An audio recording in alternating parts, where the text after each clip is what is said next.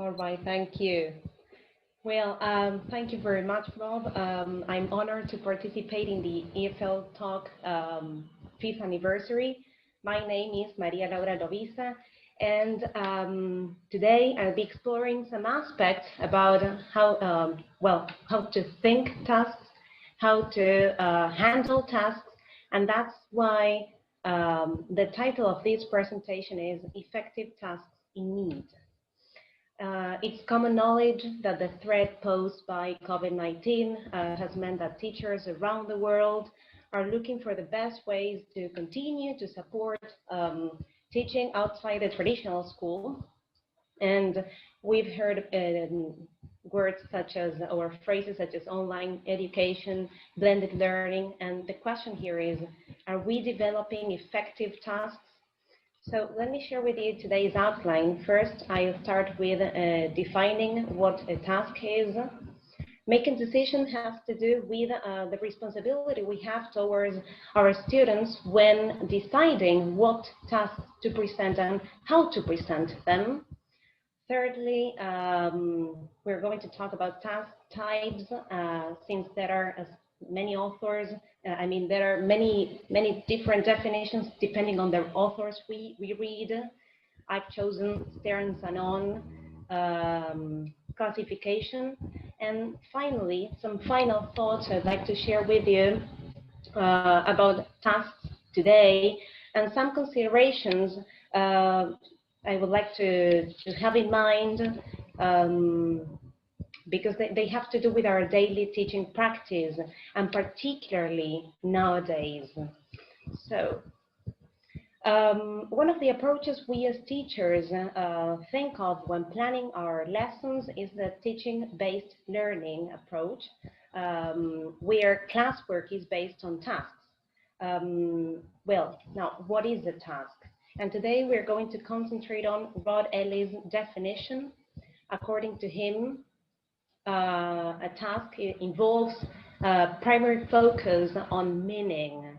It has well-defined objectives and contains communicative language used in process.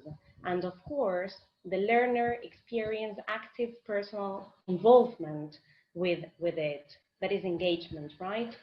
The type of discourse, Rod Ellis says, the type of discourse emerging from tasks is aimed to be similar to the one that emerges naturally in the real world. Now, what decisions do we have to make when developing a task? And it is not easy. We as teachers need ways of determining the kinds of lessons our students are ready for. And in that sense, we should consider some aspects when thinking about how to organize the sequence of tasks and how to carry them out. We have to think of the order of tasks, which tasks should go first and which ones should follow.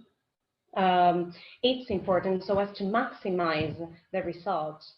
Pacing, how much time learners should spend on a task. Should results be all the same for all our students?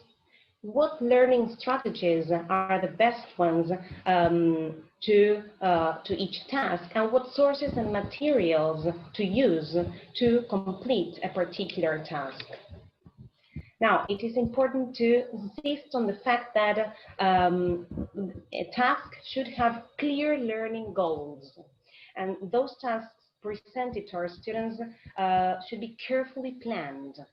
And for that, their structure and demands should be analyzed, as well as the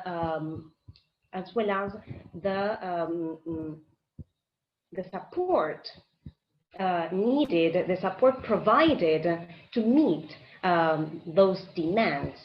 So let me expand on this. Lynn Cameron suggests that task demands may vary according to the degree of contextualization, as well as they may also vary whether the language is spoken or written. They may vary on the nature of the interaction, The demands have to do also with the ease and difficulty the learners may have in engaging with the task, and the physical demand, which may vary according to how long the child should sit still for. Now you'll see that task support will consider the same aspects, okay? The support can come from the contextualization, okay, of the language, familiar formats, from the reuse of language already mastered, from the type of interaction, definitely from clear explanations. The support may come from contents and activities that are easy for the learner to engage with, and of course it may come from the physical variations, the activities, for example, such as moving or sitting. Now, I've said task types before. According to Ster and Zanon, communicative tasks involve learners in the comprehension, production, and oral interaction in the foreign language. Plus, they are focused on meaning, reproducing processes of everyday language, everyday communication. As we see in the example aimed at primary level, students think about clothes and weather here. They classify the clothes and then they check that with their teachers and classmates. So that's why this is a communicative task.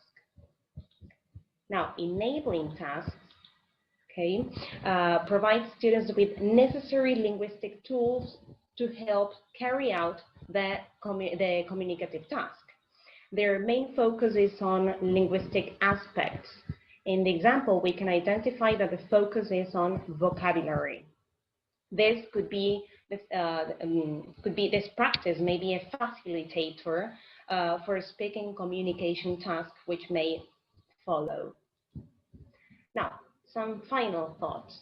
As we have said, COVID-19 has meant a challenge for most of us, and we have to rethink ourselves as teachers, since we face new demands, and therefore we have to think about new ways of supporting those demands.